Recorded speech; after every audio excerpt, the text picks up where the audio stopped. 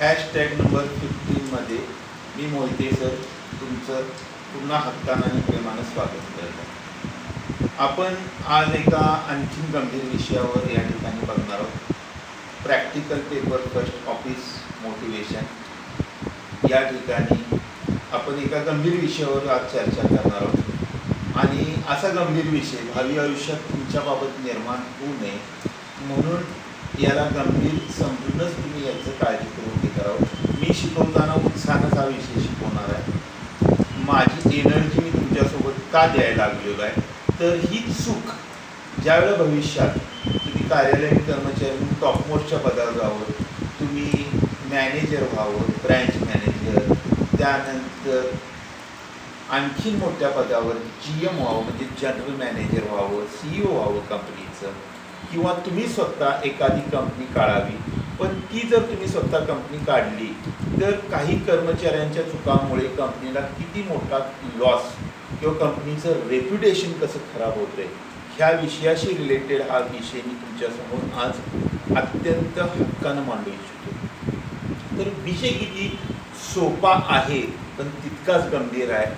यासाठी मी तुम्हाला जो आज प्रॅक्टिकलचा हॅशटॅग 15 मध्ये जो विषय मांडणार आहे तो काय आहे. 14 मध्ये सांगितल्याप्रमाणे हॅशटॅग कर्मचाऱ्याच्या गैरवर्तणुकीबाबतचा अहवाल.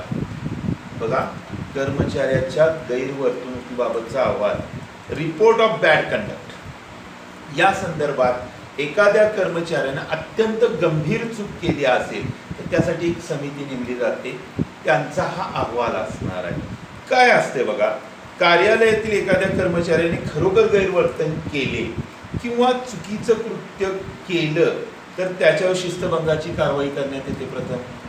त्यानंतर शिस्तभंगाची कारवाई करण्यापूर्वी गैरवर्तणुकीसाठी त्यानं जी केलेली आहे त्याच्यासाठी एक चौकशी समिती नेमली जाते. आता ह्या चौकशी समितीनं जो अहवाल सादर केलेला आहे तो हा अहवाल कर्मचाऱ्याच्या गैरवर्तणुकीचा. ठीक आहे. तर नियमाप्रमाणे प्रात्यक्षिकात जाताना नियमाप्रमाणे तुम्ही बॉक्स तयार करणार आहात. मध्य सेंटरला काय लिहिणार आहात, 2 ओळी सोडून कर्मचाऱ्याच्या गैरवर्तणुकीबाबतचा अहवाल. काय लिहिणार आहात, कर्मचाऱ्याच्या गैरवर्तणुकीबाबतचा अहवाल. किंवा असंही तुम्ही करू शकता आपल्या नेहमीच्या प्रोसिजरप्रमाणे. मध्य सेंटरला, सेंटर अलाइनमेंटला कंपनीचं नाव, त्यानंतर 2 ओळी सोडून मध्य सेंटरला परत कर्मचाऱ्याच्या गैरवर्तणुकीचा अहवाल. आता जर सुरुवातीला तुम्ही कर्मचाऱ्याच्या गैरवर्तणुकीचा अहवाल असं हेडिंग दिलं असेल तर 2 ओळी सोडा आणि परत मध्य सेंटर सोडून राईट साईडला या की त्या ठिकाणी माननीय अध्यक्ष काय म्हणणार आहोत आपण, माननीय अध्यक्ष. लेफ्ट अलाइनमेंट टच, रिपीट करतो, लेफ्ट अलाइनमेंट टच, माननीय अध्यक्ष म्हणजे थोडक्यात मराठी सांगतो डाव्या साईडच्या बॉर्डरला टच, माननीय अध्यक्ष. कारण समिती अहवाल सादर करायला लागल्या. कंपनीचं नाव जे तुम्ही इमॅजिन केले त्या पद्धतीने आजपर्यंत ज्या कंपन्यांच्या सोबत तुम्ही स्टिकअप आहात त्या कंपनीचं नाव पत्ता टाका. परत 2 ओळी सोडा. विषय येईल. आता ह्या ठिकाणी काय विषय येईल. विषय काय असेल, कार्यालयीन. आता एक फॉर एक्झाम्पल लेखापाल आपण असं म्हणू, क्लार्क म्हणू शकता तुम्ही. त्या ठिकाणी वेगवेगळ्या ज्या काही संस्था आहेत त्या ठिकाणी वेगवेगळी पदं असतात, बरोबर आहे. त्या पद्धतीने मी यापूर्वी ते एक्सप्लेन केलेलं आहे. मी इथं फॉर एक्झाम्पल लेखापाल हा शब्द वापरतोय, मी या ठिकाणी फॉर एक्झाम्पल क्लार्क हा शब्द वापरतोय. ठीक आहे. मी क्लार्क कसा हे करायला लागलो, परचेस क्लार्क म्हणजे जो खरेदी करणारा क्लार्क आहे, किंवा स्टोअर कीपर सुद्धा मी शब्द वापरू शकतो. स्टोअर कीपर म्हणजे मराठीत त्याला भांडारपाल असा शब्द आहे. तर मी या ठिकाणी तुमच्यासमोर ॲझ्युम करून जे बोलताना भांडारपाल हा शब्द वापरणार आहे. आणि भांडारपाल कम लिपिक अशी सुद्धा पदं असतात, बरोबर आहे. तर भांडारपाल हा शब्द कन्सेप्ट वापरून तो परचेस करणार आहे म्हणजे स्टेशनरी कार्यालयात परचेस करणार आहे आणि त्यानं काहीतरी गैरकृत्य केलेलं आहे त्या संदर्भात त्या समितीनं अहवाल तयार केलेला आहे. तर तो अहवाल मी तुमच्या सगळ्यांच्या सोबत मांडणार आहे. ठीक आहे. तर आपण कार्यालयातील लेखापाल असू देत, भांडारपाल असू देत किंवा ज्याला इंग्लिशमध्ये भांडारपाल म्हणजे स्टोअर कीपर म्हणतो. तसंच आपण परचेस ऑफिसर पकडू, बरोबर आहे. तर हे लोक खरेदी करताना काही गोष्टी काही वेळा त्यांच्याकडनं चुका होऊ शकतात, गैरकृत्य होऊ शकतात. आज जर आपण अँटी करप्शन ही कन्सेप्ट बघितली, दररोज पेपरला वेगवेगळ्या बातम्या असतात. बघा, अमुक कार्यालयात अमुक व्यक्ती लाचगाव घेताना गावला, तलाठी गावला, ग्रामविकास अधिकारी गावला. त्यानंतर थोडक्यात बघा कसं वाक्य वापरतोय, तलाठी गावला, ग्रामविकास अधिकारी गावला, किंवा एखादा पोलीस कर्मचारी गावला, बरोबर आहे. मी कुणाबद्दलही जाणीवपूर्वक बोलत नाही, पेपरच्या बातम्यांच्या आधारे बोलत असतो, बरोबर आहे. इवन अगदी मोठमोठे तहसीलदार लेवलपर्यंतची सुद्धा माणसं लाच घेताना गावलेली आहेत. काही वेळा महापौर हा सुद्धा शब्द लाच घेण्याच्या ठिकाणी आलेला आहे. म्हणजे गैरकृत्य आहे, टोटली गैरकृत्य आहे. मी कुठल्याही पदाचा सन्मान राखतो, हे सन्मान राखूनच पुढचं मी बोलण्याचा प्रयत्न करतोय, कारण विषयच मुळात कार्यालयीन गैरकृत्याचा आहे. तर या ठिकाणी माणसं कोणत्या मोहाला बळी पडतात ते त्यांचं त्यांनाच माहिती. पण पेपरला तर ह्या बातम्या येतात, तुम्ही निश्चित वाचत असाल. तर या ह्याच्यातून आपल्याला एक धडा पण घ्यायचा, म्हणजे जसा विषय गंभीर आहे, मी उत्साहानं शिकवतोय, पण विषयाबाबत जर विचार आपण केला तर हा विषय गंभीर आहे. मग याच्यावर कारवाई कशी केली जाते, कार्यवाही, त्याबद्दलचा अहवाल मी तुमच्यासमोर प्रकट करायला लागलो. त्याप्रमाणे कोणतंही पद या ठिकाणी कार्यालयाचं तुम्ही घेऊ शकता. मी तुम्हाला परचेस ऑफिसरचा पद देऊ शकतो, कोणतंही तुम्हाला जे योग्य वाटेल ते. आणि या संदर्भात अधिक माहितीसाठी तुम्ही तुमच्या तज्ज्ञ व्यक्ती, म्हणजे जे तुमचे तज्ज्ञ शिक्षक आहेत त्यांच्याकडून घेऊ शकता. हा फक्त रेफरन्ससाठी हा व्हिडिओ मी तुमच्यासमोर सादर करतोय, कारण मी विद्यार्थ्यांना गुगल मीटद्वारे ज्यावेळी शिकवत असतो त्यावेळेला मी माझे मुद्दे त्यांच्यासमोर टाकत असतो, त्याप्रमाणे विद्यार्थी तयार करत असतात. तसं तुमचे जे शिक्षक असतील, माझे विद्यार्थी आणि तुम्ही सगळेच माझे विद्यार्थी आहेत, त्याप्रमाणे शिक्षकांचं मार्गदर्शन वेळोवेळी घेत जा. ओके, मग ऑनलाईन असू दे किंवा ऑफलाईन असू दे. चल आपण पुढे जाऊया. तर आपण असं गृहीत धरूया की या ठिकाणी आपण परचेस ऑफिसर गृहीत धरलेलं आहे. त्यांचं नाव कोणतंही तुम्हाला जे योग्य वाटेल ते टाका. परत 2 ओळी सोडा, डाव्या साईडची लेफ्ट अलाइनमेंट महोदय, महोदय नंतर स्वल्पविराम द्या. लेडीज जर तुम्ही ही केली असेल ॲझ्युम तर महोदया करा, फक्त एवढंच लक्षात ठेवा. जेंडर लक्षात ठेवा, मेल फिमेल. ओके, मराठीत आपण त्याला लिंग म्हणतो, पुरुष स्त्री. त्या पद्धतीनं तुम्ही जे कोण ॲझ्युम करणार आहात, पुरुष ॲझ्युम करणार आहात का स्त्री, याप्रमाणे ते असू दे. आता परिच्छेद करून आपण काय म्हणणार आहोत, आपल्या पत्र क्रमांक डॅश डॅशनुसार ज्यासाठी चौकशी समिती नेमण्यासाठी त्यांना पॉवर्स दिलेल्या होत्या, तो पत्र क्रमांक ज्याला आपण आउटवर्ड क्रमांक म्हणतो, आपण इथं ॲझ्युम करणार आहोत 16 जून 2020 नुसार आम्ही कार्यालयीन परचेस ऑफिसर, भांडारपाल किंवा आणखीन काय असेल, क्लार्क असेल, लेखापाल असेल, कोण असेल ते ज्यांच्यासाठी तुम्ही करणार आहात त्यांचं नाव टाकायचं. उदाहरणार्थ आपण फॉर एक्झाम्पल XYZ म्हणू, कारण कुणाचंही नाव घेणं मला चुकीचं वाटते, त्याप्रमाणे तुम्ही XYZ मध्ये तुम्हाला जे वाटेल त्या व्यक्तीचं इनिशियल सकट नाव टाका. त्यांच्या गैरवर्तनाविषयी सखोल चौकशी व निरीक्षण केल्यानंतर पुढील बाबी आमच्या लक्षात आल्या. बघा, पुढील बाबी आमच्या लक्षात आल्या. नंबर 1, 10 मे 2020 ला कार्यालयात डॅश डॅश कंपनी यांच्याकडून त्यांचं जे बीजे काढलं होतं, ऍक्च्युली कसं असते, निविदा मागवायची असतात. कोणतीही खरेदी करताना निविदा मागवायची असतात. पण बऱ्याच वेळा काय होतंय, काही लोक आपल्याच लोकांना निविदा आणायला सांगतात. बघा किती गंमत आहे आणि किती विचित्र कन्सेप्ट आहे. आपल्याच लोकांना निविदा आणायला सांगायचं म्हणजे उदाहरणार्थ मीच माझ्या एका व्यक्तीला सांगणार, तू वेगवेगळ्या कंपन्यांचा शिक्का मारून 4-5 निविदा आणून देणार नाहीस म्हणून. आता गणित कसं आहे की त्याच्याकडनं मला काहीतरी मिळतंय, म्हणूनच मी त्याला फायनल केलेलं आहे. बऱ्याच वेळा पेपरला सुद्धा जाहिरात दिली जाते की निविदा मागवलं जातो स्टेशनरी खरेदीसाठी, पण ते निविदे असे टोपलीत टाकले जातात आणि आपल्याला जो पाहिजे तोच घेतला जातो. ही ऍक्च्युली रिसर प्रोसिजर कशी असते, जे लोएस्ट कोटेशन असेल आणि जे ब्रँडेड म्हणजे मालाचा दर्जा, बरोबर आहे की नाही, तो परफेक्ट असेल ते कोटेशन चूज केलं जातं. पण सध्या कार्यालयीन दप्तर दिरंगाई म्हणा, लाचखोरीची सवय लागलेली कमी श्रमामध्ये अति पैसे मिळवायची लोकांना जे एक विचित्र कन्सेप्ट तयार झाले, भावना तयार झाली, त्याप्रमाणे असे काही लोक यात गुंततात आणि मग 100 मधला एखादा असा म्हणजे आपण काय म्हणूया स्वच्छ केलेल्या तांदळामधला एखादा काळा खडा निघतो, तसा हा प्रकार घडतो. लक्षात आलं?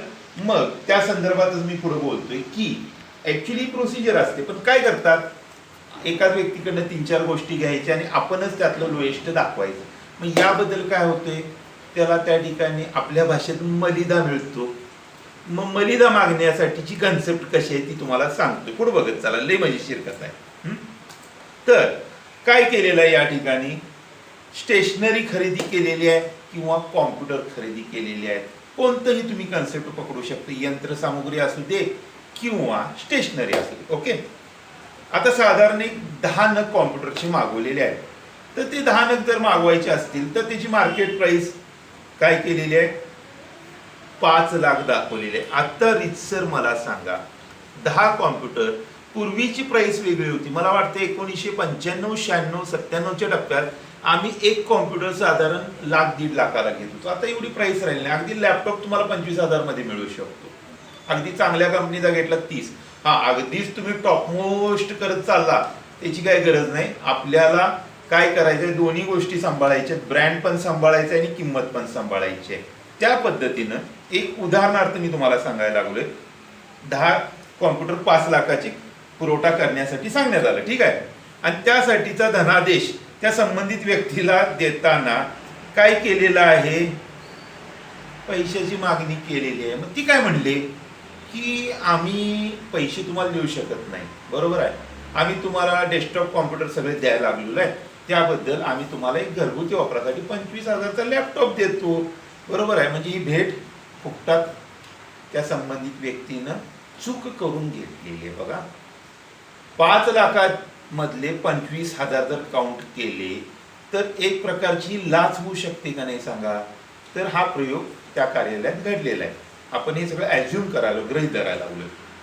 मग 2 नंबरचा, या व्यतिरिक्त वेगवेगळ्या वेळेला स्टेशनरी सुद्धा खरेदी करताना हा संबंधित व्यक्ती जो तुम्ही निवडलेला आहे तो काय करत असतोय, अशा पद्धतीने स्टेशनरीचे ओव्हर व्हॅल्युएशन म्हणजे जास्ती किमती दाखवून आणि 4 पैसे आपल्याला कशी मिळतील किंवा त्याबद्दल काहीतरी XYZ स्वरूपात भेट मिळेल याचा विचार करत असतो, ठीक आहे.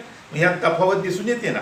त्यानंतर ह्या सगळ्यांचा संपूर्ण इतर कर्मचाऱ्यांच्याकडून आपण काय केलेलं आहे, समितीनं इतर सगळ्या कर्मचाऱ्यांना भेटून या व्यक्तीचं मॉरल कॅरेक्टर किंवा याची काय कार्य करण्याची कन्सेप्ट आहे ही समजावून घेतल्यानंतर काही बाबी लक्षात आल्यात. बघा, हा प्रवास खर्च किंवा दैनिक भत्ता सुद्धा देण्यासाठी, म्हणजे ज्या वेळेला कंपनीचे वेगवेगळे कामकाज, कारण आपण आता अजून वेगवेगळ्या पद्धतीनं आता आपण यांना लेखापाल म्हणून समजूया, बरोबर, हिशोब तपासनीस असं पण समजूया, त्या पद्धतीनं हे काय करायला लागलेले आहेत, प्रवास बिलं किंवा दैनिक भत्ता बिलं हे मंजूर करण्यासाठी सुद्धा पार्टीची अपेक्षा करतात, म्हणजे ओल्या पार्टीची. त्याचा सखोल मला काय बोलायचं नाही, आपण म्हणू तांबड्या पांढऱ्या रश्याची पार्टीची अपेक्षा करतात. ओके, त्याशिवाय बिलं मंजूर करत नाही. पुन्हा सातत्यपूर्ण कर्मचाऱ्यांना धमकवतात, म्हणजे आपलं बॉसिंग की मी जे म्हणतोय तेच बरोबर, तू किती जरी बरोबर, आम्हाला पटत नाही ते आम्ही म्हणाल तेच करू दिशा का, तर त्याशिवाय ह्या पार्ट्या होणार आहेत किंवा 4 पैसे मिळणार आहेत एक्स्ट्रा, म्हणून अशी ही व्यक्ती काम करायला लागले. बघा किती गंभीर स्वरूपाच्या गोष्टी आहेत. पुढं याबाबत तक्रार जर तुम्ही मॅनेजमेंटकडे केली तर तुम्हाला भीषण परिणामाला समोर जावं लागेल अशी आणि धमकी घालत असतोय. बघा किती गंभीर स्वरूपाची गुन्हे आहेत किंवा गंभीर स्वरूपाचे मुद्दे आहेत. त्यानंतर बऱ्याच वेळेला कार्यालयात नशापाणी करून येणे, नशापाणी म्हणजे अंमली पदार्थांचे सेवन, कारण त्याला काय वाटायला लागले, कंपनी म्हणजे त्याच्या आजोबांचीच आहे असं काहीतरी त्याला वाटायला लागलेलं असते. काही वेळा असं काही लोकांना वाटतंय, म्हणूनच हे पांढऱ्या तांदळामधले 1-2 खडे काळे असतात की जे वेचून बाहेर टाकायचे असतात. ओके, पुढे जाऊया. मग असं हे सगळं समितीच्या निदर्शनात आल्यानंतर समितीनं काय केलं, नोटीस कारणे दाखवून नोटीस दाखवून स्पष्टीकरण मागितलं. शो कॉज, पूर्वी मी सांगितले शो कॉज दाखवून त्यांच्याकडनं स्पष्टीकरण मागवले, ह्याचं आम्हाला एक्सप्लेनेशन करा. की हे अशी अशी माहिती तुमच्याबाबत आमच्या समोर आलेली आहे, खरं खोटं तुम्ही सांगा. ओके. स्पष्टीकरणानंतर असं लक्षात आलं की ते खरोखर पदाचा दुरुपयोग करायला लागलेले आहेत. त्यामुळं त्यांची आता काय करायला पाहिजे, बदली करायला पाहिजे. जो मलिदा मिळणारा, तोडपाणी करून काहीतरी खायला मिळणारा विभाग त्यांच्याकडनं बदलला पाहिजे तर त्यांचं डिमोशन करा. मी मागच्या याच्यात सांगितलेलं आहे तुम्हाला, डिमोशन करा, प्रमोशन नव्हे, डिमोशन करा, पदावनती करा, त्याला डायरेक्ट शिपाई करा. माझं वाक्य काय, शिपाई करा. आणि त्याला झाडूलोट करायला पाठवा किंवा त्याला इनवर्ड आउटवर्ड क्लार्कच्या ठिकाणी टेबलवर बसवा. का तर ज्यात काहीच गावणार नाही, पत्र येणे पत्र देणे. बरोबर आहे. म्हणजे त्याला लक्षात येईल की एवढा चांगला पगार आपल्याला मिळत असताना सुद्धा आपला पगार खाली का आला, 10-20 हजारचा आपल्याला डिफरन्स का, तर वेळोवेळी आपण ही गैरकृत केलेली आहेत. म्हणजे ही कमिटी सांगते. आणि एवढं करून सुद्धा बघा, गैरवर्तन करणार नाही अशी त्याच्याकडनं हमी घ्यायला पाहिजे. त्या संबंधित व्यक्तीकडून काय घ्यायला पाहिजे, हमी घ्यायला पाहिजे की पुन्हा मी असं करणार नाही, आणि जर केलं तर त्याची सेवा समाप्त करण्यात येईल हे त्याच्याकडनं लेखी लिहून घेतलं पाहिजे.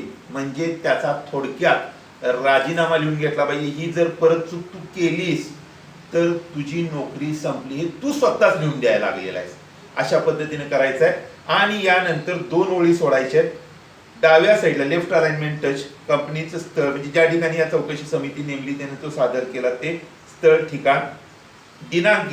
फॉर एक्झाम्पल मी इथं सांगितल्याप्रमाणे 30 जून 2020. ओके. उजव्या साईडला आपले विश्वासू, कमिटीमध्ये 3 सदस्य, 5 सदस्य पण असू शकतात. आपण ॲज्युम करूया की या कमिटीमध्ये 3 सदस्य होते, 5 सदस्य कशी जसे असतील तसे. तर ह्या सदस्यांच्या स्वाक्षऱ्या आणि समिती सदस्य आणि त्यांच्या खाली त्यांची नावं किंवा स्वाक्षऱ्या जरी केल्या तरी चालतील. परत तो बॉक्स पूर्ण करायचा, आकर्षक प्रेझेंटेशन ठेवायचं. भले विषय जरी गंभीर असला तरी परीक्षेच्या दृष्टिकोनातून हा विषय महत्वाचा असल्यामुळे तात्पुरत्या पद्धतीने तुम्ही आकर्षक प्रेझेंटेशन ठेवा. खाडाखोड शक्यतो करू नका. जितकं तुमचं चांगलं प्रेझेंटेशन तितके तुम्हाला चांगले मार्क मिळतील. हे सांगून मी तुम्हाला पुन्हा एक सावधानतेचा इशारा देतो की अशा पद्धतीची गैरकृत्य भविष्यात तुम्ही होऊन देऊ नका. आणि पहिल्यापासून मी तुम्हाला सांगतोय, तुम्हीच कंपन्यांचे मालक बना, तुम्ही इतरांना रोजगार देणारे बना. त्याप्रमाणे तुम्हाला हे आधीच माहीत असलं पाहिजे की अशा गोष्टी आपल्या कंपनीत होऊ शकतात आणि त्याच्यावर कशा पद्धतीने समिती नेमून त्याबद्दलची डिसिप्लिन रिॲक्शन काय घ्यायची, ह्यासाठीचं हे प्रात्यक्षिक समजा. इथंच थांबतो. #16 मध्ये पुन्हा तुमचं स्वागत करण्यासाठी तुमची उत्सुकता ठेवा आणि आपण पुढच्या #16 मध्ये लवकरच भेटणार आहोत. चला इथंच थांबूया.